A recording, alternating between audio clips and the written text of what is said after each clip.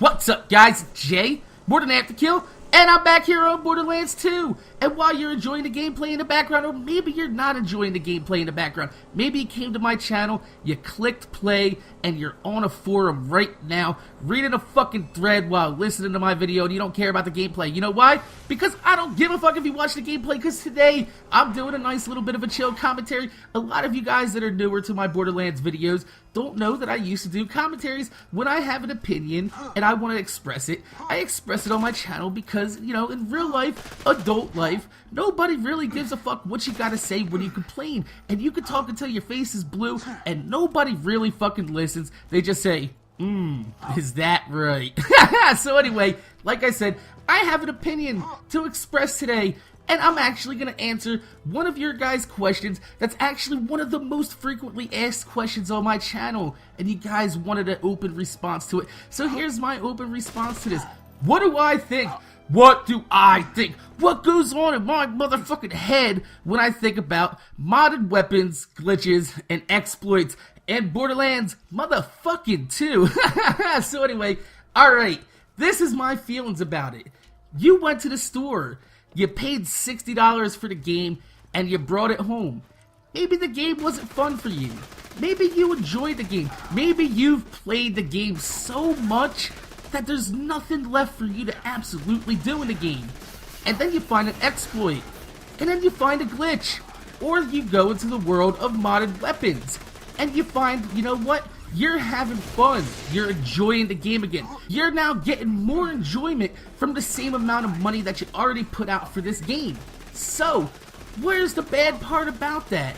This game is designed to where if you don't want to play with certain types of people, you don't have to play with certain types of motherfucking people. Like I'm saying, if somebody has modded weapons in your lobby, or they're fucking using the evil smasher glitch, you do not have to play with them. You can kick them out of your lobby. It's not your game. It's not your lobby. You joined their world. Get the fuck out of their world. They're playing the game how they want to play it. They're having their fun. They are getting their $60 worth out of the game, maybe even more with the new DLC and the game charging them $1 for every skin and head that they buy with the new customization pack. I'm going to talk about that another day. We're going to get into that. Trust me, we're going to get into that. But anyway, like I said, what does it matter to you how other people play? If somebody wants to use the evil smasher glitch and they want to farm over and over again, very fast, very quickly, very efficiently, let's say you usually farm for about 2 to 3 hours. But you know what? Your schedule at work had you working 60 hours this week. You came home and you kicked your feet up and you just wanted to get 3 hours worth of farming done in 1 hour? There you go. Evil smasher glitch. Go have your fun. Kill your fucking bosses. Get your fucking loot on. I got no problem with that. I think that's fine. Because I'm going to quote somebody that I read on the Borderlands forum last night. His name is Gunslinger201, and his quote was, "Time investment in a game should not be a game mechanic. That should come naturally from people wanting to play the game." And that means if the drop rates are too low for you, or it's taking too long for you to up your badass rank, and you found a glitch or an exploit that allows you to plow through enemies and get your badass rank up, quote unquote, artificially, it's not hurting anybody else in the game because this is how you like to play. You're getting your money's worth. This is a cooperative game. You are playing against the computer. You are not playing against another person. So anything you're doing is not bothering anybody else because there are provisions set in place in this game to where you don't have to play with those types of people. But, oh, here comes the big but. But there are other people out there that like to voice their opinions about this. These are elitists. These are purists. They don't like the way you play.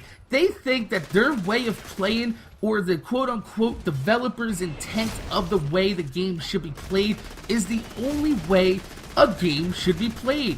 Now, this is not exclusive to the Borderlands community. I see it all the time in the car community. If you want to go see it for yourself, go sign up for a Corvette forum and read around.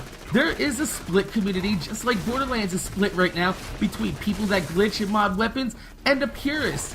And these are the most vocal types of people, are the people that like things pure vanilla. These are the people that buy a Corvette, stick it in the garage, drive it 10 miles a year, and then they bitch at you because you went ahead and threw a supercharger and some loud ass fucking exhaust and you blew past them at fucking 70 miles an hour while they're doing 45 miles an hour, 10 under the fucking speed limit. That's right, these people are a Corvette going 10 miles underneath the speed limit in the fast lane. And that's more dangerous than somebody speeding. And the reason why is because people that want to keep the game pure and they want to keep it the way, quote unquote, the developers intended, then there's no imagination. There's no stretching the limits of the game. And you know what? There are a lot of games out there that have benefited from not only glitches, but from mods. There are games out there that started out as mods themselves that are now huge. And Counter-Strike is actually one of them. And Counter-Strike is one of the biggest motherfucking games out there right now. So you can't say that modding is bad when it stretches the limits and keeps people playing the game even longer. Now you're going to be like, well, how can they play the game even longer with a glitch or an exploit or modded weapons? Let's take this an example. You have a 12-year-old kid. He's tried to beat Hyperius over and over and over again. And you know what? That's the last challenge he has to tackle in the game. And he can't do it. You know what's going to happen? He's going to go play another game that gives him the satisfaction, that gives him the reward and the enjoyment that he's searching for playing a game. So to everybody that's complaining about people that's using glitches, exploits, modded weapons, you're saying that you can't join a game online without seeing somebody using any of these tactics. That means if these people are not playing the game, you're not going to get any more DLC because Gearbox has already stated that the more people that are still interested in the game, the more willing they are to support the game with DLC as long as people are playing. And you might not even have had a Borderlands 2 game if it wasn't for so many people glitching out Chromarax or getting into General Knox's farmery. So before you start thinking that every mod, every glitch, everybody using these types of tactics are bad for the game, remember that this game was built upon such tactics. And the game would never have had a future if it wasn't for these people, because you could still see it in Borderlands 1 if you join a public game. People are still modding the game and playing the game however the fuck they want. So, with that said, next time you're about to come down on somebody for glitching, for using modded weapons, for exploiting, remember, they're playing their game. The game they bought. The game they're having fun with. If you're in their game, leave. Go start your own game and play the way that you want. And remember, if it wasn't for the General Knox farmery glitchers or the modded weapons in Borderlands 1, Borderlands 1 might not have been popular long enough for them to justify making a Borderlands 2. So really, everybody that's playing Borderlands 2 owes the modding and glitching community a big fucking thank you for keeping Borderlands 1 popular for so long that Gearbox decided to make a Borderlands 2. My name is Jay, MorninAfterKill. Make sure you guys rate, comment, and motherfucking subscribe. If you could throw a thumbs up on the video, that would make my dick rock motherfucking hard. So anyway, like I said, thanks for watching. Make sure you guys rate, comment, subscribe. This was just my opinions and thoughts on modded weapons, glitches, and exploits, and how the game is supposed to be played. So, I'm gonna see you guys later.